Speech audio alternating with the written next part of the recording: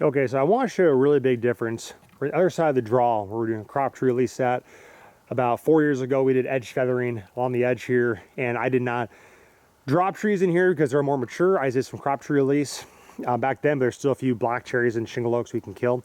But I want to show you, look at the ground.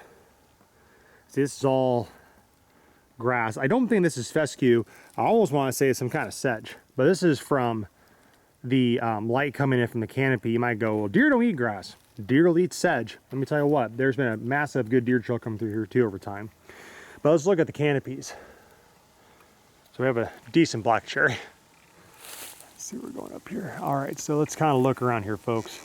If I can get you to turn, there we go. So you can see we have a lot of canopies that are open, but we could do a little bit more work.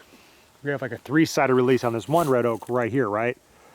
So all that sun's going to come in here and allow us two things. We're going to have a higher hard mass production coming from our oak trees, but also we're going to get that early successional response. Now, one thing that might be really beneficial down the road is we get a fire in here pretty soon, maybe this year or maybe the next year, depending on how the mulching goes. But what we can do is that we can set back this sedge, even though it's decent deer browse, their growing season burn, because very likely we're mulching over there, we could get a fire come through the summer if its conditions are correct. We're not going to burn the county down.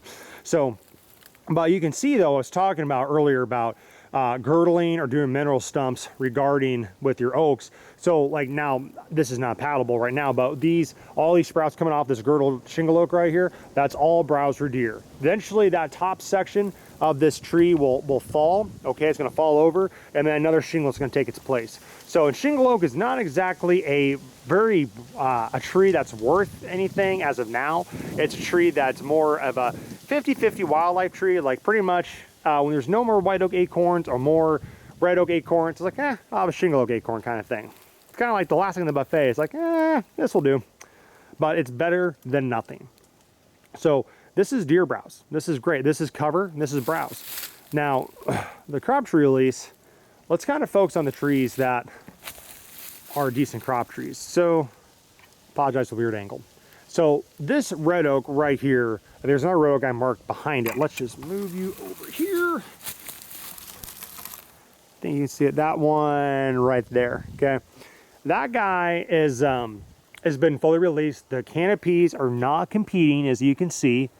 So not competing, you're okay. When the canopies start touching and intertwining with each other, it's time to release that tree. But those trees are young enough, we're okay. Now, this other tree over here, as you can see, this guy does not need to be released. I'm gonna be honest with you, let's try and adjust this tripod here. Will that work any better? That's okay. Anyway, this tree is big enough. Releasing it is not going to do any good. So instead of killing this tree, which you want because it's too big, it's roughly 3/4 of a log, which is about, I think a full log 16 feet, which is pretty dang close. It might be more like 12, 15 feet. So we're close to a log. But that tree is getting closer to harvest. Not exactly a desirable tree for a logger or someone buying wood because of the limbs, but that's a pretty nice thick walnut. I mean, red oak, excuse me. So if you look up here, you can see that canopy is competing, but this red oak is also at a 3-sided release. 3 sides also acceptable for a pretty good crop tree release. Now that red oak was a black oak or a shingle oak or a honey locust, you bet your butt I girdle it. Or probably basil bark or hack and squirt, drop it, anything for the honey locust to give that red oak a run for its money. Now, we have quite a few black cherries here, and I like black cherries. My dad liked black cherries. They are way more valuable out east, but as soon as you cross the Mississippi River, market changes dramatically. I haven't met guys who tried hauling across the river. Just same species, it's not subspecies, it's just the wood is just different. It doesn't have the same value compared to a black walnut or a black cherry out east. Black walnut here though, same across the board, but it sounds like out east, black cherry and black walnut are pretty competitive.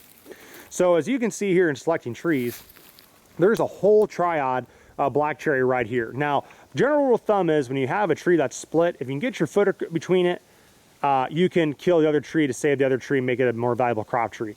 However, since it's being so tight, probably if I grow both those trees, that one might die. But however, I have a very nice younger black cherry, way young. This is my property. I'm not sure I would do this on somebody else's farm, but here I want to take the gamble and removing these two right here to encourage that one down there, because that is such a nice, tall, straight tree. Down the road, we might get 2 logs out of that cherry. And who knows, the market here in Iowa could change, and we could have a really nice black cherry market one day. So I really take the gamble by taking out these. But also, you look at these 2 trees, they might be bigger, but look how curvy they are. That's not a really nice tree. And now this other one over here, the one on the right, is a lot thicker, it's more mature, it's not as curvy, so it has a little bit more value. But we can take out this tree right here, which already it already has like hardly any value because of that dead space right there. You're gonna lose probably that whole through 2 or 3 foot of wood. So, but also, reason I'm killing this black cherry is because our red oak over here is competing with the canopy. You can see that black cherry is competing with the canopy of the red oak. So in Iowa, the red oak is going to be way more valuable down the road than the black cherry currently is right now. So we're going to girdle that black cherry. We're not going to treat it because we're going to give that black cherry another chance of being a nicer tree down the road. But as you can see past this dead tree, I have another black cherry marked right there. That one's kind of by itself. It's a nicer, thicker wood. It's over a log's worth for sure. Sure, that twin canopy sets it back, but it's still a nicer, straighter, thicker tree. A lot of these other trees we can girdle the other black cherry and shingle oaks here and move on from that. So that's what you're kind of looking for a crop tree release. You're looking for, which we should have talked more about that, why we're talking about crop tree release. I got focused on early successional and stuff, but anyway, since we are talking about crop tree release. Those are trees to look out for. Those are kind of the species. You're looking for pretty much straightest, nicest uniform canopy. You mark that tree, you cut around it and move on. But it's okay. As you can see, the trees I picked, some of these are more closer together. However, their canopies aren't competing. So therefore, you don't have to kill the one over there because you look up the canopy, it is not competing with the other tree. Those trees have a few more years. Now, 10, 15 years down the road, I may have to make the tougher decision. And which one would I pick? Well, the one with the more branches right here, I'd kill that one first and give this one a run for its money again. That one's gonna be a really nice red oak one day. But we have all this wonderful open sunlight here. We have all these acorns dropping here. All we need is a good fire, and we'll be kicking some serious butt here really quick. Now let's show you over here, real quick in this strip. Let me just pick you up. And something else to keep an eye out for, honeysuckle. See some right there. Pardon the sun, this blinding sun. I cannot pause the video as I record, which is very frustrating.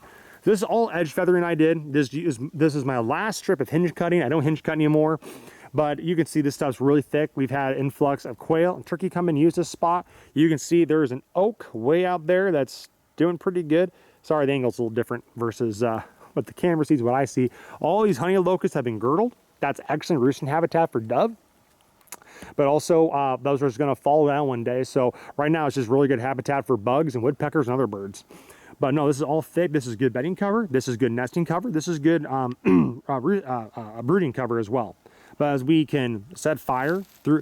Now this is the one strip I'm not so sure I can burn because we did this program about 4 years ago, and I believe my contracts have a 5-year maintenance agreement. So I may not be able to burn this year, might be the next year, like next growing season, or spring of 2026. I gotta double check on that.